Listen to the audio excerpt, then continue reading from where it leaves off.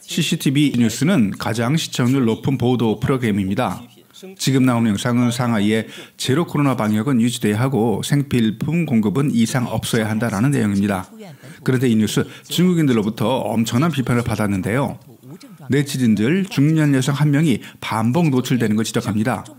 상하이가 봉쇄됐는데 투명인간도 아니고 어떻게 저 아줌마는 촬영하는 장소마다 따라다닐 수 있느냐, 이건 연출된 거다라고 주장하고, 일부 사람들은 보도가 사실이라고 쳐도 2,500만 상하이 시민이 아사 직전인데 겨우 시민 5만 명 먹는 문제를 해결하는 게 뭐 대단한 일이냐고 비판합니다. SNS가 활성화되고 중국인들의 평균 교육 수준이 높아지면서 이제 중국 정부가 홍보하는 걸 그대로 믿는 중국인들 점점 줄어들고 있습니다. 오늘 주제는 중국 정부의 여론 통제와 온라인 검열 시스템, 그리고 이런 환경에서 제갈량독 울고 갈 기상천외한 방법으로 중국 정부의 정책을 비판하는 중국인들의 이야기입니다.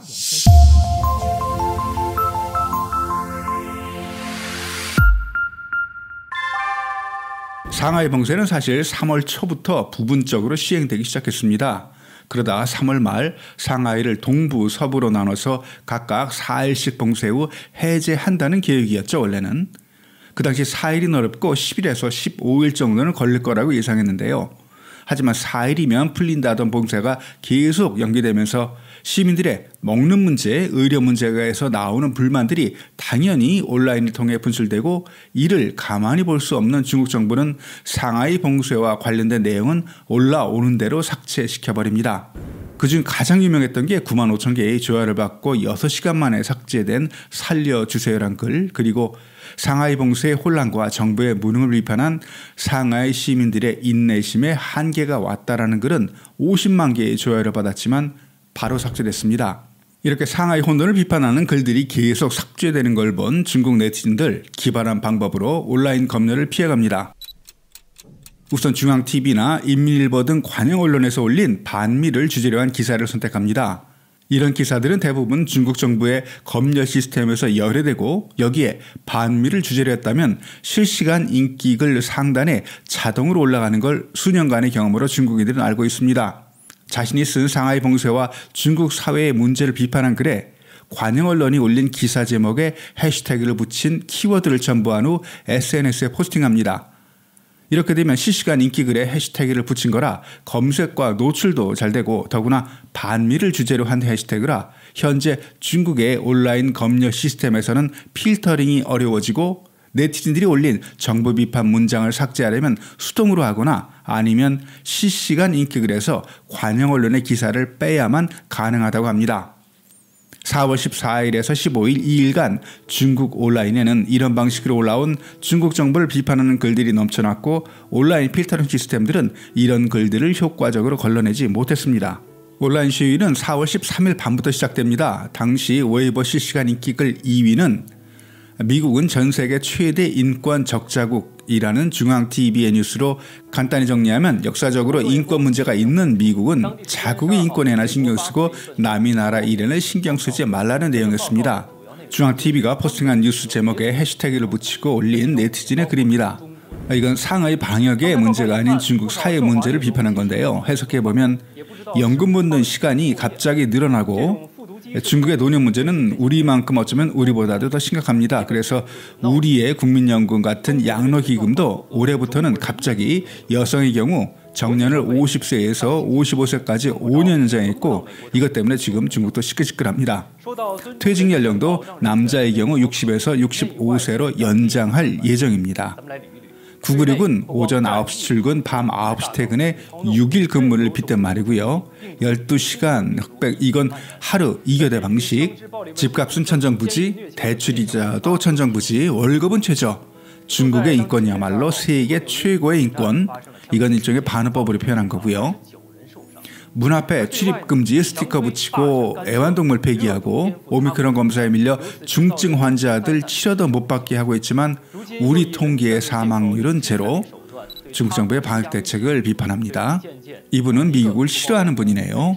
미국의 위선을 증오하지만 이런 뉴스로 대중의 시선을 돌리면서 아무 잘못 없는 것처럼 하지 말자. 국민을 어떻게 취급하는지 스스로 거울을 보라. 맨날 미국 비판하는 뉴스만 올리지 말고 상해 시민들은 먹을 것도 약도 없는데 도시봉쇄나 하고 이런 글을 실시간 인기글로 만들고 맞아 미국 여자는 쇠사슬에 묶인 채로 아이 8명을 낳았고 그런 그 여자의 남편은 정부의 보조금으로 집도 새로 짓고 미국은 아주 못됐다. 정말 중국에서 사는 게 얼마나 행복한 일인지 포인트는 여기서 미국이란 단어를 중국으로 바꿔 이해하는 겁니다. 몇 달 전 아마 우리나라에서도 보도되었을 건데요. 지적장애가 있는 여성을 납치해서 쇠사슬에 묶여놓고 아이 8명을 낳게 해서 중국 사회를 정확하게 만든 부조리한 사회 시스템을 비판한 겁니다. 4월 14일 새벽 사태를 뒤늦게 파악한 중국의 검열 시스템은 4시 19분부터 문제가 된 실시간 인기글들에 대해서 기사 원본만 남기고 해시태그를 단 모든 글들을 삭제하기 시작합니다. 중국 네티즌들은 이걸 4.14 사이버 퍼레이드라고 불렀고요. 새벽이지만 이 정도로 많은 정보 비판 글들이 중국 온라인을 점령했던 사례가 없었습니다. 4월 15일 새벽까지 코로나 바이러스 미국 바이오 업체와 관련성 의혹, 미국 우크라이나 정신병자를 대상으로 인체 실험, 이민자에게는 아메리칸 드림은 없다고 자오리젠이 말했다. 이런 내용의 최소 3개 이상의 실시간 인기글들이 사이버 퍼레이드에 영향을 받았습니다. 16일부터 미국을 비판한 기사들은 SNS 실시간 인기글에서 사라집니다. 영화를 좋아하시는 분들은 Call Me By Your Name을 아실 겁니다. 2017년 소설을 원작으로 만든 영화의 제목입니다. 번역을 하면 당신의 이름으로 나를 불러, 그리고 약간 의역을 해보면 너와 나는 하나, 이런 의미인데요. 중국에서 부정적인 이슈가 발생하면 중국 관영 언론들은 그때마다 미국과 관련된 뉴스를 이슈로 만들어서 이슈를 이슈로 덮는 이런 형태, 그런 형태를 조롱하는 의미로 중국 네티즌들이 사용되는 단어입니다. 특히 중국 외교부나 관영 언론이 미국을 부정적으로 묘사할 때 미국 대신 중국이란 단어를 넣으면 더 정확히 맞아 떨어질 때 사용됩니다. 이런 글에 Call Me By Your Name이 붙는데 너나 잘해라, 이런 의미가 되겠죠. 토우저러라는 건 팬데믹 초기 중국 외교부 대변인이 외신 기자들에게 지금 중국에 있어서 코로나에서도 안전하고 얼마나 좋아요 하면서 나온 말입니다. 상하이 봉쇄 상황을 빗대 이제는 조롱하는 의미가 됐습니다. 현재 토우저러와 Call Me By Your Name은 금지어가 됐습니다. 포스팅한 글들을 보면 대부분 외교 문제나 영화를 이해하는 일정 수준 이상의 사람들이 참여했습니다.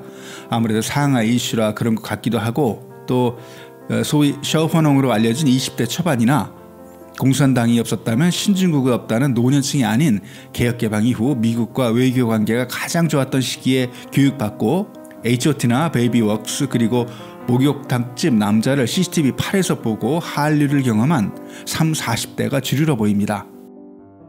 며칠간 온라인 활동이 그리 대수인가 할 수 있지만 100년 전인 1921년 7월 경찰들의 감시를 피해 상하이에서 천도슈, 리다자오, 마오쩌둥을 포함해서 10여 명이 모여 비밀스럽게 창당된 중국 공산당은 28년 후 장제스의 국민당을 몰아내고 중화인민공화국을 수립했습니다.